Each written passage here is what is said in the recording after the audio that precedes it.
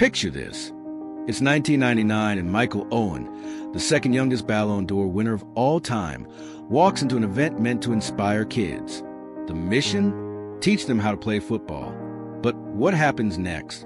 Pure chaos.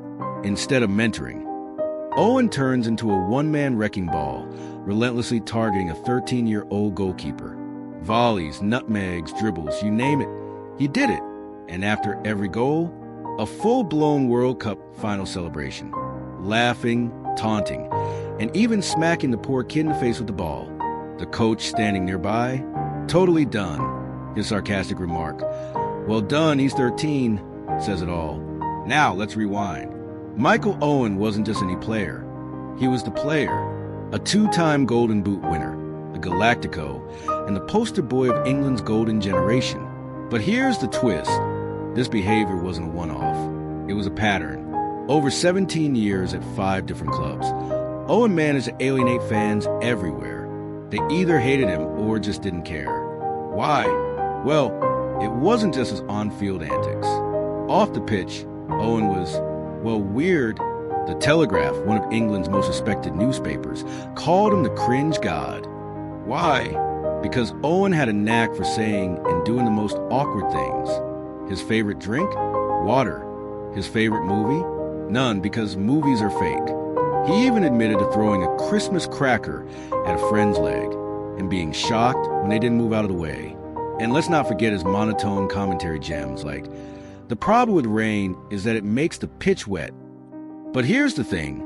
Behind the cringe and the controversies, there's a story of a prodigy who rose to unimaginable heights, only to fall just as dramatically.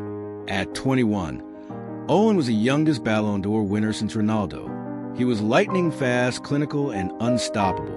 But by 25, his career was in freefall.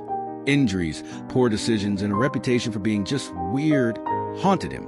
So, how did Michael Owen go from being England's golden boy to a figure of ridicule? Why did fans turn on him? And how does career unravel so spectacularly?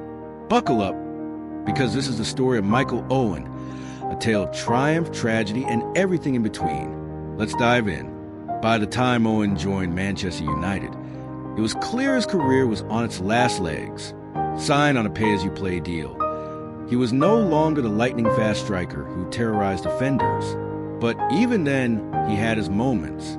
Who could forget that dramatic 96-minute winner in the Manchester Derby, or his Champions League hat trick?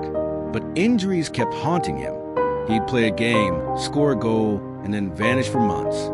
At United, Owen did just enough to earn a Premier League medal, but it was a far cry from his glory days.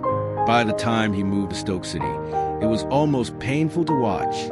Benched by Peter Crouch, Owen limped to his 150th Premier League goal, a milestone that should have been a celebration but felt more like a farewell. His 100th goal had come a decade earlier. The contrast was stark. So what went wrong? How did Michael Owen, the boy wonder, end up like this? The answer lies in a combination of bad luck, poor decisions, and a body that gave up too soon. Owen's explosive speed was both his greatest weapon and his downfall. His hamstrings couldn't handle the strain, and once he lost that pace, he lost his edge. But it wasn't just physical. Owen's personality, or lack of it, played a role too. His awkwardness, his inability to connect with fans, and his constant need to remind everyone of his past achievements made him hard to root for. Even his move to Manchester United, a club Liverpool fans despise, felt like a betrayal. In the end, Michael Owen's career is a cautionary tale, a reminder that talent alone isn't enough.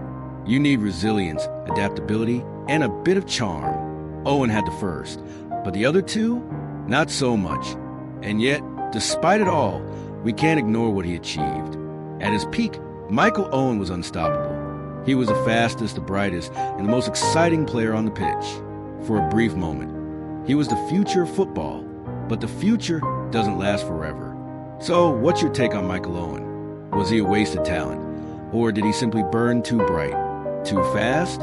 Let me know in the comments below. And if you enjoyed this deep dive into one of football's most fascinating careers, don't forget to like, share, and subscribe for more stories like this. Thanks for watching, and I'll see you in the next one.